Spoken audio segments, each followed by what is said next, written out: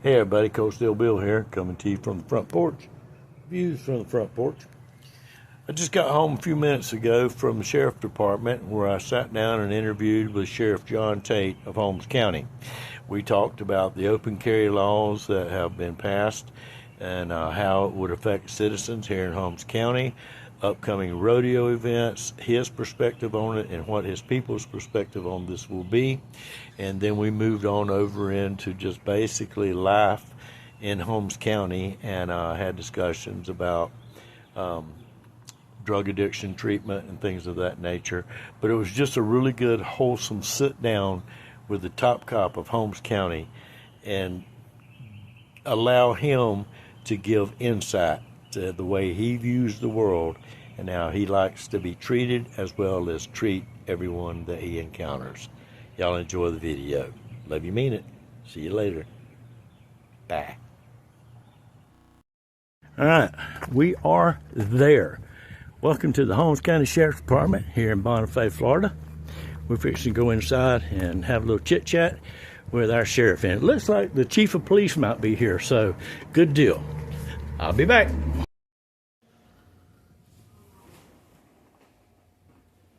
Well, I mean, it's pretty self-explanatory. I mean, kind of what basically the federal court has said is, as far as the open carry, basically anywhere you can tote concealed, you can tote open carry. Those places that you can't tote concealed, you can't tote open carry. Right. And places like courthouses, schools, those places that are protected. The main thing is you know, when you go into these businesses are private property. It's no different than coming into your home. You have the right to dictate who comes into your home, who comes into your business, you know, and what they do inside that business. So, you know, if someone comes in there open carrying inside that business that you own and you don't want them open carrying, you can ask them to leave.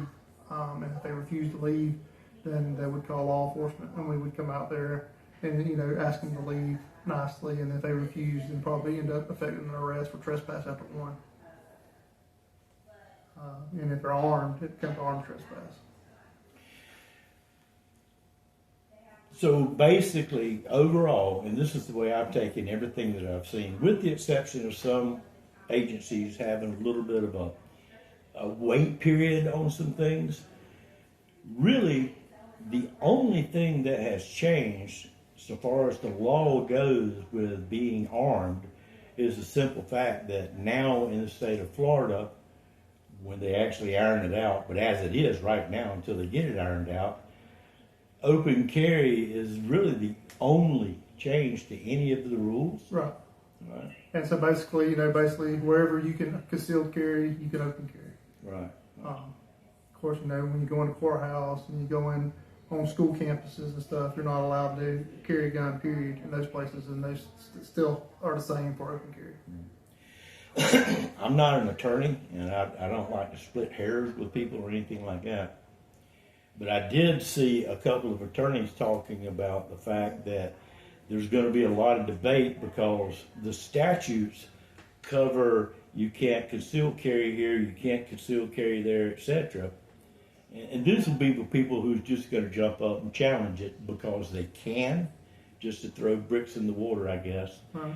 That the statute doesn't actually say that I can't open carry. Well, if you look at that statute, and I don't have it in front of me, it does say these places are prohibited to open carry and concealed carry. Okay. And it just specifies courthouses, schools, government buildings, and stuff like that. So it does actually say that in the statute.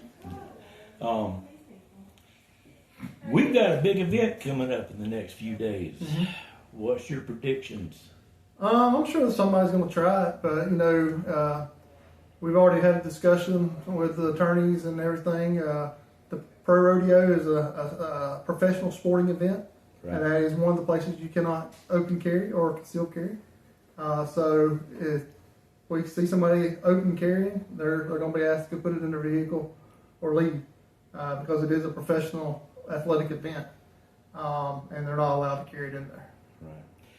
In the event that someone falls down and their shirt, coat, whatever flies up, and they're actually concealed carrying, what would be their action? I mean, we're not looking at trying to put people in jail. We just want people, to be safe and comply. I mean, if we find out somebody's toting concealed, we'll just ask them to put it in the vehicle. I mean, we're not out there trying to put people in jail for it. I mean, we want people to, feel safe and exercise their rights. But just if somebody asks you to go do it, and don't sit there and argue about it. I mean, if you want to argue about it, we'll do it in the courtroom or somewhere, but not out there in front of 10,000 people. Absolutely, I agree with you on that. I mean, my personal belief and opinion is, I kind of got mixed emotions about all of it. I mean, I'm the type of guy that likes the element of surprise. So, I mean, I'm not a big fan of open carry simply because, you lose the element of surprise when everybody sees what you got. Yeah. So if you're in a bank somewhere and somebody comes in and robs it and they got a gun on your side and that person doesn't really care if he kills somebody that day or not, who do you think he's the first one he's going to shoot? You can go after the hard targets first, just like the security guard. Yeah. You know, the hard target first. So, I mean, and I think majority of the people in our area, I mean, Alabama's been open carry for years. And we don't really have any. I go to Dothan all the time, Enterprise and all that. And you very rarely do you see anybody open carry up there. Right. Yeah, I think most of the problems that we have in that area are really a lack of education on the concealed carry laws in the state of Florida, as well as the Second Amendment in itself. Right. There's always going to be somebody that don't want something that you have, or want something that you have, take it away from you. Yeah. And it just makes sense. I mean, with all the school shootings and everything, it just makes sense. I mean, you try to limit the amount of guns you have on campus, and you don't want to compound the problem more. I mean, so it makes sense for those places like courtrooms and different places, especially when you're going through a divorce or something, and you don't want the angry husband or wife carrying a gun into a divorce hearing. And you remember, probably about 20 years or so ago, A judge in Gulf County got shot and killed. And he was a judge. He was a circuit judge, wasn't he? Yeah, yeah. And it was over a divorce. Yeah. Yeah. So there's reasons behind it. Absolutely, schools, different things. What about law enforcement buildings like the sheriff department right here, like I am right now? Now, I'm not armed. And, I'm not going to sit here and tell you people don't probably come in here with a gun. I mean, we don't sit there and pat them down. Right. But if it's somebody that we think that we don't, we're kind of iffy about, we just won't let them pass the front door. You know what I'm saying? The security area. Yeah, So, I mean, like I said, we don't really have that big of an issue here. I mean, people are really respectful, and I mean, you'll have one or two to fly in and try the first and second amendment auditors and stuff, and you just gotta know how to handle them and know how to deal with them and know the law. Right. A few years back, I guess probably around, time flies, 10 years seems like 2 days. Anyway, Holmes County was designated a Second Amendment county. Mm-hmm. What exactly does that mean? That just means the people, like the Board of County Commissioners, passed initiatives just saying they support the Second Amendment, support your right to bear arms. Right. And, fortunately, we live in a place in the South down here where everybody supports that. You know what I'm saying? I mean, I always use the phrase, it's better to have a gun and need it and not need it, and then need one and not have one. Amen. So, I mean, people always want to point to guns as being the problem. The guns is not the problem. It's the people problem. It's a heart problem, you know what I'm saying? Right. And I'll take a good man with a gun any day of the week, because the criminals is going to get them whether you outlaw them or not. Right. And, a lot of people will argue that simple fact in itself about, people carrying guns. And what you don't ever see on TV is the guy with a gun saving people from someone else with nefarious intent with a gun. And that's the way I work. Well, and a lot of times when we teach gun classes, look, cops, they carry guns. Yeah. But why does a cop carry a gun? for his and the public safety. Mostly because of his protection. Yeah. I mean, he carries it most of the time, and when you see a cop use his gun, it's in self-protection. Right. It's not, I mean, they rarely use it and to protect others, but sometimes you have to use it to protect others, but most of the time it's on a traffic stop, somebody's trying to take your life, you know, Right. you have to protect yourself. Well, it kind of goes back to what you were mentioning earlier about the area that we live in. If you grew up in this environment, almost anybody is going to have a gun on them. But with the same time, with the morals, beliefs, and values that we've been raised with, we know the difference between poking the bear and Well, I think, you know, the problem is the times have changed, where back when we was in school, you get in a fist fight and you fight your buddy and go on about the day. Now they want to pull a gun and shoot. They don't want a fist fight. Right, anymore. yeah. Back in the day, one or two things happened after that fist fight. You continued to be enemies, or you were best friends after it. So, you know, it's changed. People are more apt to just pull a gun and shoot you now than anything, and it's like second nature to them. Yeah, we this morning at church we had a real long conversation about the generations between our generation and the actual young present generation coming up. And with the assassination of Charlie Kirk, he has been an overwhelming inspiration to people that were probably walking the line, you know, with their values, and has pushed them over to it, which I think is a good thing. I think it was a horrible thing that happened to him. But it goes back to what you're saying. We live in a world now to where people's solution to problems is a hammer. You know, they don't want to sit down and have a conversation with nobody. They don't want anybody to tell them because they feel like they're right. And it's a sad thing. Well, I mean, you see it every day as far as on TV with schools. Kids get mad. They automatically go and say, hey, I'm going to do this or do that, or to this one. Threaten on some kind of social media or a video game or something. And, you know, it's just, you know, they use those words that, you know, you can't use in society anymore as far as wanting a mass destruction or something. And they don't know what they're doing. I mean, yeah, they don't know what they're doing. Half the words they use, they don't actually know the definition to or the understanding behind it. You know, it's just words that they feel like, as they've learned, makes people angry and hurts. And a lot of it goes back to, you know, how we were raised. You know, Right. when we were raised, you know, if we got in trouble at school, we worried about what we were going to get at home rather than what we got at school. Right, I believe it. Oh boy, you tell me. I laughed the other day and mentioned to somebody that by the time I was in the 10th grade, all the 7th and 8th graders thought I was the principal, because every time they walked by the door, I was coming out of his office. But all that aside, the whole thing here was Holmes County's Sheriff Department and what your message was going to be to your people and to the citizens of Holmes County about this, and your approach to the whole thing. You know, our approach is we're going to have an open mind. You know, I mean, of course, you know, if you show up to a school with a gun, you know, and you got ill intent, Right. versus somebody who's showing up to the school with a gun and just forgot it was in their car or something. Right. I mean, it's a different scenario. You know what I'm saying? Circumstantial. And we'll just take it case by case scenario. I mean, Yeah.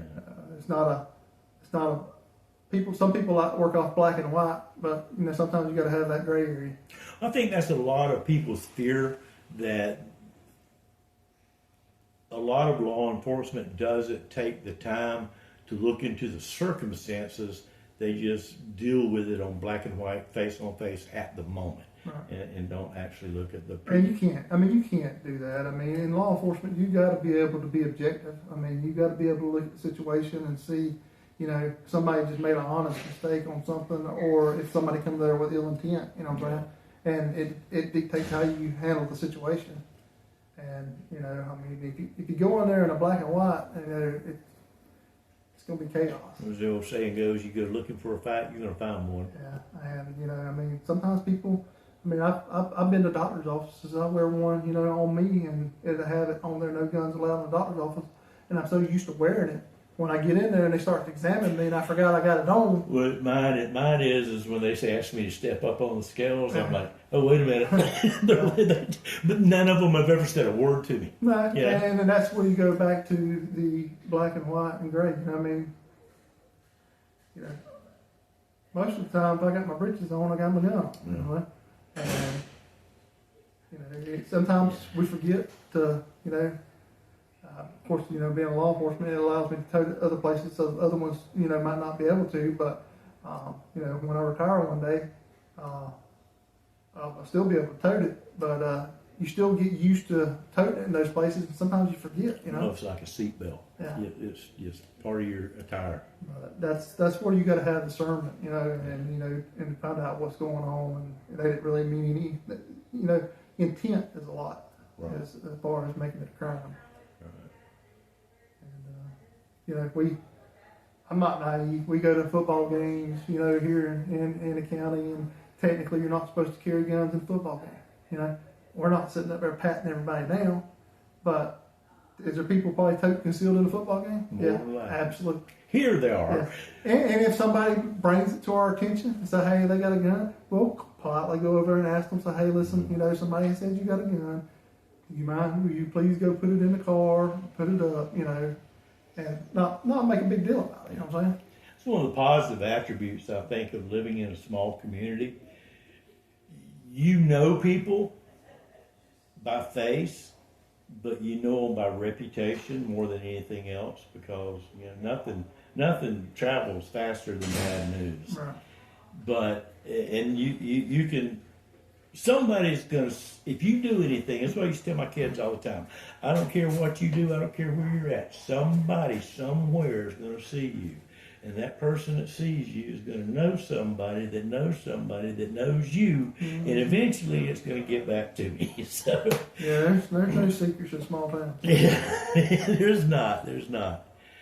Well, Sheriff Tate, I don't want to take up any more of your time. I think your message to the community is very clear in your understanding and what you do and don't want to do or see in our community involving open carry. One of the negative attributes I do want to say about the open carry to me is number one, like you mentioned, you lose your element of surprise. But like you said, a bad guy is going to be a bad guy no matter what anybody says. Even if guns were outlawed in the United States, bad guys are still going to get their weapons. Yeah, and another thing too is I just, you know, would ask people is to, if you're going to tote open carry or even concealed, make sure you get a decent holster. You know what I'm saying? Yeah. You know, I mean, so many times you see people out here that will have a gun in a holster that doesn't fit, and you know, because carrying a gun is a big responsibility. You know what I'm saying? And you don't want it to accidentally fall out and accidentally discharge and cause. Right. So make sure you secure it. You know what I'm saying? Secure was where I was going with that a minute ago, because I was watching again a couple of YouTubers like myself, and they were going over this, and they're far better than I am. They're way more advanced than I am. You know, I just video and put it on. We talk, but they have videos of people like in convenience stores, in open carry areas, and bad guy come in with the guys up there. He's paying for his, you know, product. While he does, the bad guy behind him reaches over, snatches a gun out, robs him, robs the store, and then leaves with his gun. So securing that gun is a really, really big thing. And then you go with the element of surprise again. If you don't have it showing, the guy behind you don't know he's got a gun. That's right. And that's my take on it. Yeah, I like the idea of being able to open carry if I want to. So if I want to get my Kimber 2, you know, 1911 in my Galco holster, and then go to my barbecue, so I can, you know, show my gun off. Yeah, that to me that's really about as far as open carry is I can see a need for it. Yeah. And you know, and it's something that, you know, as law enforcement we're going to see more of, because with the open carry, you know, if people do decide they want to open carry, it's going to cause more calls for us for service, because, you know, not everybody knows what the law is anymore. Right. So they see somebody toting a gun, first thing they're going to do is call 911, hey, so-and-so's over here toting a gun. So then you got to go over there and, you know, make sure use some discernment and find out, what's going on. And perfect example was the shooting in Bay County here the other day. The guy, they got a call for service. A guy took the gun down the road, but he was pointed at drivers, which he had committed a crime. That's And brandishing. And ended up in an officer-involved shooting. That's sad. It really is. Another thing I want to commend you on while we're on the goodness of our community, you are hammering, and your people are hammering our meth addiction area thing, and it's horrible. And I won't lie to you, when I was a teenager, I was wild as buck could be. And if that crap had been around back then, I'd probably been a part of the community. And thank the Lord, that it wasn't. It wasn't. Yeah. But it's a horrible thing. But the fact that you and your crew are working and settling as much as you can of it when you can. But I think the biggest thing that just makes me so proud is the opportunity for those people that do wind up messing up, have an opportunity to turn their life around, and you work with different agencies in the community to help them reach that goal. And I see what is it you call it? Spotlight on recovery. Those, they thrill me. Yeah. They thrill me. Well, I always look at it like this, we all one bad choice away from making, being there. So it could very well happen to one of my kids, grandkids, or, me growing up. I didn't have a stern, upbringing with a father.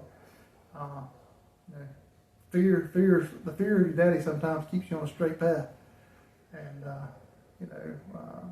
all I can think about, is somebody people make mistakes. People make bad choices. And that doesn't mean they're a bad person.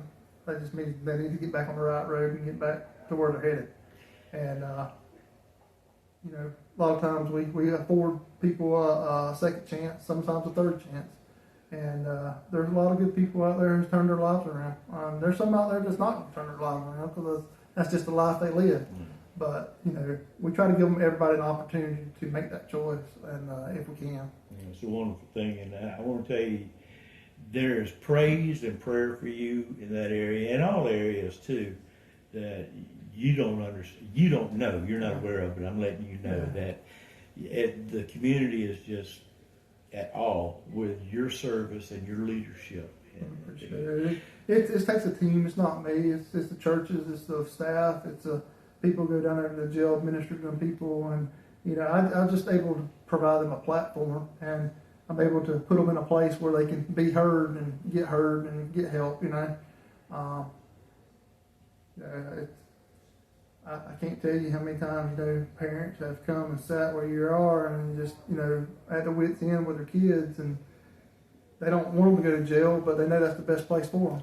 Yeah. And with the programs we got going on in the jail, and people from the communities coming in and minister to them, it gives them an opportunity to hear the gospel and to reach out for help and get their life turned around. That's a good thing. Fred Pill. Mm-hmm. Fred Pill was my 5th grade school teacher.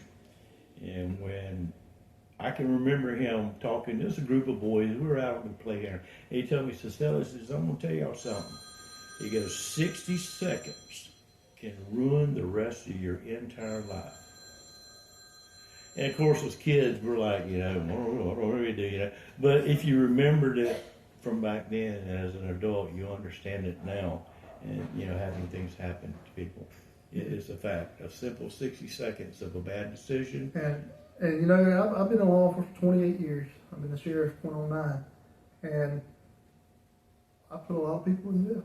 You won't never arrest your way out of a drug problem. No. It's always going to be there.